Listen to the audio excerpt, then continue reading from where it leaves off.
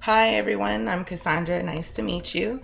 Growing up for me, I was never coddled or babied whenever I was sick. Even in the second grade, when I had chicken pox, my parents took care of me and made sure I got better, but they never coddled me. Part of the reason was because I was a bit of a hypochondriac, and my parents usually questioned if I was as sick as I claimed to be.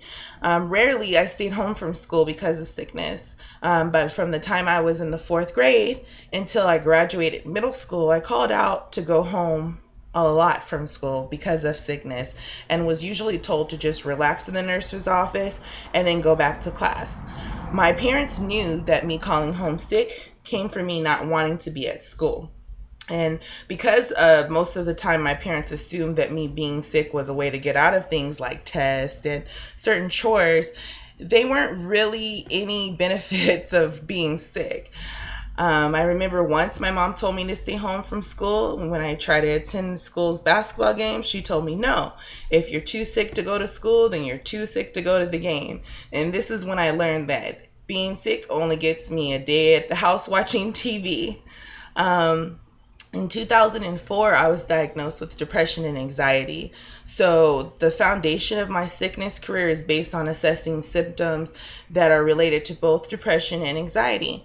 When I experience a symptom that is related to one of the two, I start eliminating stressors that could cause the symptoms. And if eliminating the stressors doesn't work, or if a symptom is something that I've never experienced before, I immediately make a doctor's appointment. And this is done immediately, even if it's not a significant change, because of me being a hypochondriac. If I don't set an appointment immediately, I will sit and stress myself and try to figure out what it is that I have.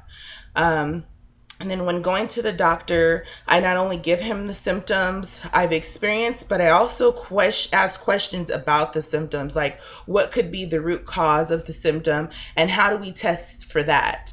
If at any point it does require a specialist, I do immediately get an appointment with a specialist. Luckily, I've always had insurance that I don't need a referral. I can just go to who I need to go.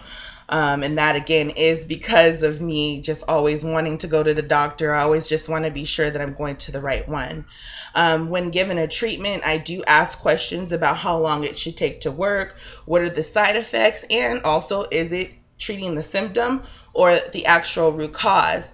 Once I've confirmed that the treatment is going to fix the underlying issue and not just the symptom, then I move forward with the treatment. For me, it's not worth it to have side effects if it's something that's just going to fix the symptom and not actually take care of the problem that's causing the symptoms.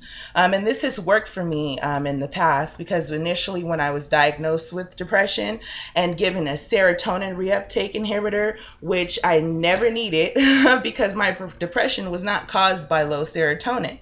Not knowing to ask these types of questions would have taken care of only the symptoms and not addressed my actual depression like it should have been, and I would have been taking medicine that I don't need. Primary, secondary, and tertiary gains all have specific effects on my interactions with others. Primary and tertiary gains is somewhat connected to one another. Not knowing that my anger or sadness with others is coming from anxiety or depression, it helps me monitor what to do or to say to others. I literally stop and process something that could be taken as negative before just saying it, in which in the past has ruined relationships because I didn't know why I was feeling that way.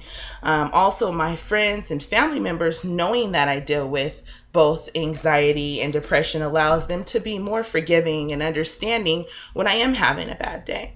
My secondary gain has always been related to me missing work. I've taken a total of about 3 years of disability leave because of my depression not being manageable at the time. And currently, I take off sick if I'm feeling overstressed or my anger starts to come across to the customers that I'm talking to every day. So I hope that was enough information. And with that being said, I can just say that my entire sickness career is definitely based on me managing the disorders that I already have. So have a great day. Thank you.